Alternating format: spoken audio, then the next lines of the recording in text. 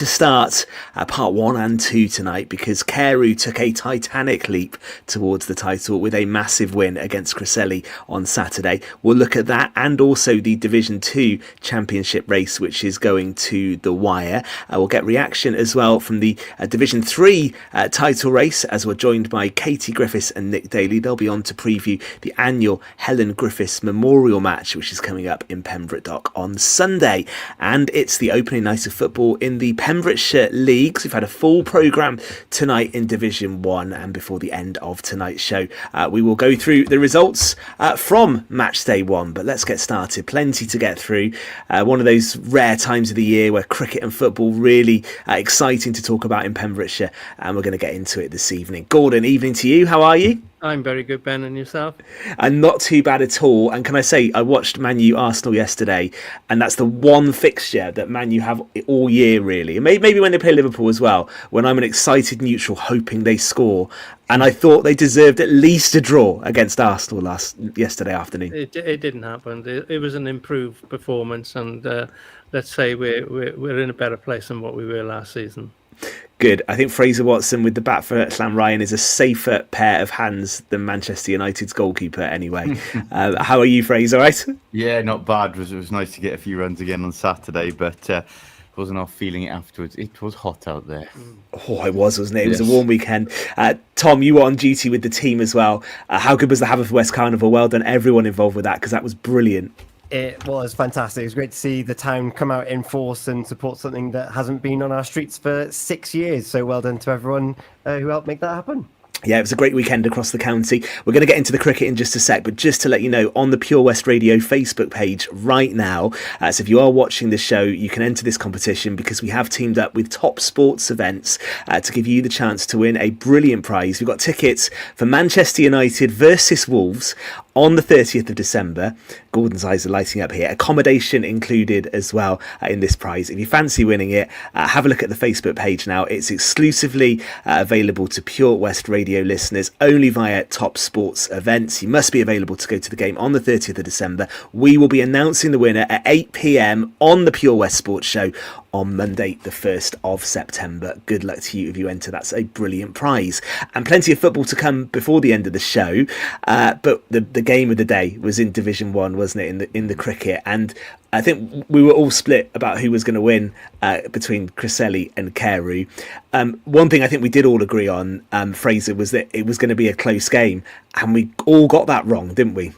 Badly wrong. I mean, firstly, kudos to Carew in a game of that magnitude to go out and score 271. That really is standing up to be counted. What amazes me, and obviously I don't know the details behind this, is you look through the results. John Harris, as reliable as ever, sends through. It indicates that Cresselly won the toss and fielded. I am astounded by that in the weather condition. I actually did our toss for the second on Saturday, and there's no way doing anything but batting first. I thought it was a bat first day all around the county on Saturday, especially at Cresselly, that deck. So but then Carew went out and scored the runs, and 271. That is a huge pressure to chase, no matter what the batting deck in that situation. Brian Hall and Morgan Grieve, the two key innings there, 70 and 52, and fair play to them. They've put themselves in pole position now, but there's still work to do. Gordon, the other thing we agreed on last week was that if a captain won the toss, you would bat, because the weather was set fair, as Fraser said. It felt like a batting day. Easy in hindsight when you're looking on, and when Cresselly then conceded 271 runs and Carew, as Fraser said, put the runs on the board. But that's a surprising call, if that's right, isn't it? Yeah, I agree. Everybody in cricket usually goes on a beautiful sunny track. Let's go bat first and put some runs on the board. But I think Cresselly felt pretty confident they could do a good job against Carew and get them out at a decent total, and they'd chase down the runs. But fair play to Carew. They grabbed the game by the scruff, and scoring as many runs as they did really put pressure on Cresselly, and it told in the end in the heat as well. It's that scoreboard pressure, isn't it, Fraser? When you've been out there in that hot weather and 271 is on the board, that would have been an unbelievable chase if Cresselly had got that. And also we have to say credit to Carew with the ball as well, because it was a truly all-round performance, wasn't it, to get that score. Sean Whitfield 3 for 36, James Hinchcliffe 2 for 21, and Rhys Davis in 9 overs 2 for 11. So across with the bat and the ball, it was a real team effort that got Carew that win. Yeah, although only took 2 wickets there. Sean Whitfield took 3, I think. Rhys Davis did. And you're bowling, when you're defending 271 and you're bowling 8-9 overs, I think it was, for 11 runs. That's an outstanding figures on a day like that, on a batting track like Cresselly. I mean, that is pivotal. So fair play to the batsman that Cresselly got as well. Exactly.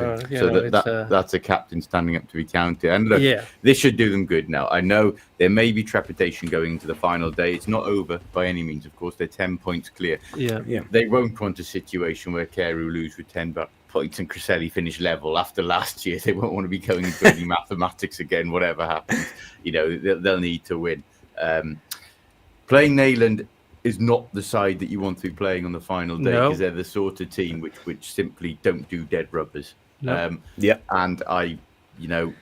upset teams on the final day before. They've done it to win the title themselves, and of course they've got a Harris Allen Bowl final coming a week later, and Sean Hannon will be absolutely adamant that they perform well and get momentum going into that. But obviously the news of the injury to Sean Hannon could also be critical as well. He will be a huge miss if he doesn't play. I don't know how bad it is. I think it's a dislocated shoulder. He's hoping to be fit for the Harris Allen final if he can be. But him not playing this Saturday would be a huge loss and a boost to Carew. Yeah, although Gordon, they'll be saying, Carew will be saying it's job not done. They're 10 points clear. But that momentum swing, and it has been building a bit. Both sides have kept on winning. Carew have never let Cresselly get clear, have they? No. And if someone had said to them, you're going to go into that final weekend with a 10-point lead, can you see a scenario where they don't win the league now? I'd be very surprised. I mean, Carew very strong-minded, to be fair to you. Some of the individuals they got there have got a bit of experience as well. I can't see them making... I think they've beat Neyland on the day, to be honest with you, because they'd be that fired up. Neyland, as Fraser said, they got some excellent players, but whether they'll be up for the challenge, knowing that the title's gone for them, they'll want to try and upset the party, obviously. But I just feel Carew got momentum at the moment, and they're going great guns, to be fair. And Cresselly got a difficult job going to Herbrandtson as well. That's no easy task. Let's not forget Herbie put 300 runs on. Yeah. I know it's a poor Langham side, but even so, they did it. And Harry Nichols had what was it, 175? Yeah. Knock. So it's going to be very interesting. It's good for Pembrokeshire cricket that it's going down to the last game of the season between the two top sides in that division, and that's all you can ask for, really. And even though it's raining tonight and it's football season, it was beautiful Saturday, and I think this coming Saturday it's going to be the same as well. So. Not quite as hot for but actually, we had a great cricket summer. Like we really have, and let's not speak too soon because the Harris Allen is still to come. I have to say, and Fraser's worked with me a long time. I don't ever remember a season where they've actually fulfilled the 18 league games in a season. And I go back a long time because I'm a dinosaur, obviously. But I don't ever remember it. No. It's been a terrific summer, no matter what, especially on a Saturday anyway. Yeah, that's great going. So just to round that one off then, Fraser, do you see any other outcome? I think if you had to push me, I think both sides will probably win on Saturday, actually, because that's what they've been doing for the bulk of the season. And that will mean that Carew will be the champions. I think Carew win the title on Saturday, Yeah, I think so as well. I wouldn't guarantee it after last year, wouldn't guarantee anything, not in Pembrokeshire cricket, but I think they'll take that momentum in. And hopefully by points on the board, we don't have to worry about averages or anything like that. We'll get a clear and definitive answer. Who knows? We'll get into Division 2 in just a sec, but we should just call out a couple of other things. And as you just said, we heard from Harry Nicholas in the first hour. Brilliantly batted. He 175 not out. He was on good form, Phrase, when you caught up with him. And Gordon mentioned it there. It is a poor Langham side, but you still got to be good enough to get the runs, haven't you? I could bat for 45 overs. Langham, I dare say I wouldn't be on 175, probably on about 46 maybe. But no, hey, look, he's a class young player. He went to Tish a couple of years ago, has come back to Herbie, and it's a huge boost having the twins, him and Jack there. Herbie are a good side now. They're a strong team. They only went up last year, but they proper cemented themselves in Division 1, and he's a key part of it for sure. Into Division 2 then, because that title race is still up for grabs, isn't it? St Ishmael's continued their great form. They beat Cresselly seconds by 79 runs at the weekend. But Narberth, of course, Harrison Allen finalists, they also did what they needed to do. They knocked off 108 for 3 to beat Thetford by 7 wickets. So Gordon, in Division 2, it's going to go down to the wire. Who do you think? St Ishmael's are in the driving seat there, aren't they? Yeah, it's all on the day again, similar to Division 1, isn't it, to be honest with you. Tish have got some really good batsmen, good all-round side. You've got the likes of Johnny Paulett, Andy Paulett and Bradshaw. They've got some quality players who played a lot of Division 1 cricket, and so had Narberth played a lot of Division 1 cricket as well. So I if I'm going to stick my neck out, I think Tish will actually go up as champions with Narberth as runners-up. But things can certainly change on a Saturday afternoon, as we know. And a good twist for Saturday. We will talk about this now. Obviously, Narberth playing Carew seconds. Now, yes, we were second bottom. They were third bottom, and we beat Burton. And so I think we jump above them, and then to find out they'd surprisingly won against Pembroke. Thanks for that, Pembroke.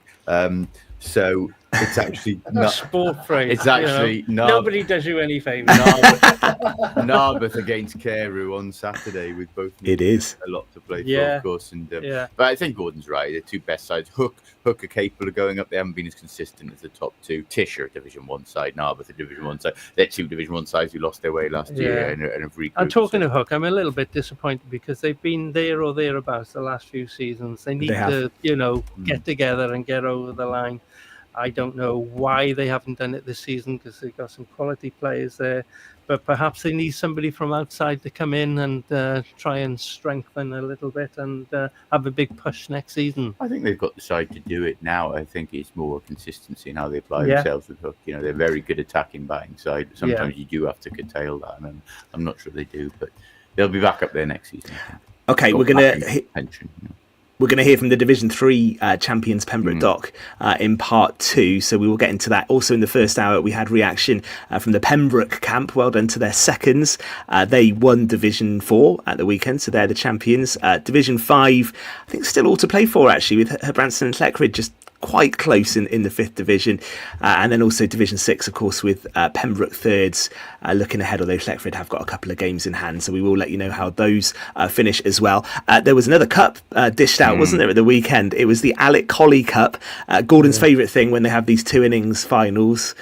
He's been clear on that this season. Had it again, Gordon. Actually, it was a very convincing win for Carew's second team, wasn't it?